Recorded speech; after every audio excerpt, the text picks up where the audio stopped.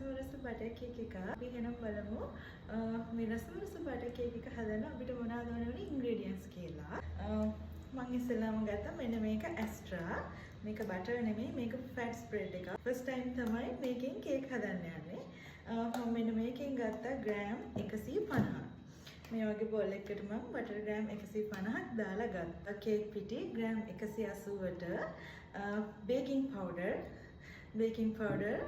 Gram 6ක් එකතු කරලා තමයි ගත්තේ. ඒ කියන්නේ ටීස්පූන් 1/2ක් එකතු කරලා හොඳට 3 සැරයක් හරලා තමයි මම මේ පිටි එක ගත්තේ.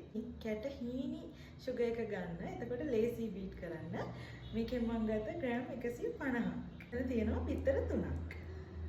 මම ගත්තා මිල්ක් මිලිලීටර් 108ක්. ඒ වැනිලා මේ වගේ කොටු හැඩේ පෑන් එකකුත් මම ලෑස්ති කරගත්තා. ඊළඟ අපි බටර් ටික චුට්ටක් ලයිට් කලර් එකක් වෙනකම් බීට් කරගමු. චීනි ටික එකතු කරලා ආයෙත් බීට් කරගමු.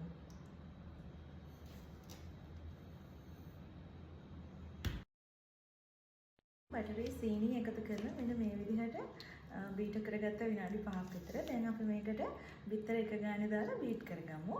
හැබැයි කේක් හදද්දී ප්ලාස්ටික් භාජන පාවිච්චි කරන්න එපා. හබිබෝලගේ අම්මා ගෙදර නෑ මේ වෙලාවේ. ඉතින් මට බෝල් එකක් හොයාගන්න විදිහක් තිබුණේ නෑ. ඉතින් මම මේක ගත්තා.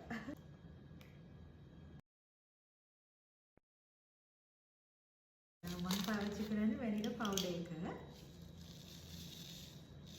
ටීස්පූන් එකක් වෙන දාගමු. භාගයකින් මම දෙකක් දානවා. බටර්, සීනි, ඒත් එකම බිත්තර, ඊට පස්සේ වැනිලා එකතු කරලා මේක ටික හොඳට බීට් කරගත්තා. දැන් මම හදන්නේ මේකට අපි ගත්ත පිටි වලින් ටිකක් මේකට දාලා මෙන්න මේ විදිහට අපේ පිටි මිශ්‍රණයෙන් ටිකක් දාලා ඊට පස්සේ අපි ගත්ත කිරි මිලිලීටර් 108න් ටිකක් දාලා මේ දෙක හොඳට මික්ස් කරගන්නවා. ටිකක් මේ විදිහට දාලා ආයෙත් අපි ගත්ත මිල්ක් වලින් ටිකක් මෙන්න මේ විදිහට දාලා මේ දෙක හොඳට මික්ස් කරගන්නවා. ඒ විදිහට අපි ගත්ත ඔක්කොම පිටි ටිකයි මිල්ක් ටිකයි මේ විදිහට මේ ෆෝල්ඩ් කරගන්න. හරි දැන් අපේ කේක් බැටර් එක රෙඩි කරගෙන ඉවරයි. මේ විදිහට තමයි තියෙන්නේ බැටර් එක. දැන් මම මේක සෙල්සියස් අංශයක 170ට විනාඩි 10ක් ප්‍රී හීට් වෙච්ච oven එකක සෙල්සියස් අංශක 180ට විනාඩි 45ක් බේක් කරගන්නවා. ඔයා කැමති නම් මේකට ලුණු ටිකක් වුණත් අපිට එකතු කරගන්න පුළුවන්. අර අපි ලංකාවේ ලුණු රසට ගොඩක් කැමති නිසා ඔයාලට කැමති නම් මේකට ලුණු චුට්ටක් පිංචක් විතර එකතු කරගන්න පුළුවන්.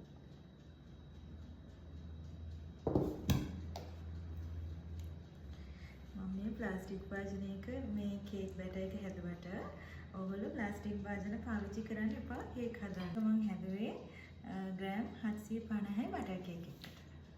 පොඩ්ඩක් එයාර් බබල්ස් ටික යනවා මේ විදිහට චුට්ටක් ටැප් කරගන්න.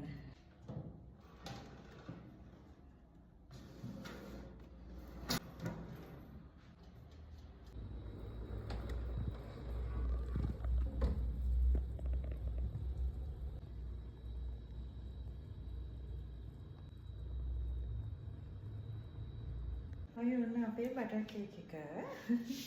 අපි මේක චුට්ටක් කපලා බලමු කොහොමද තියෙන්නේ කියලා.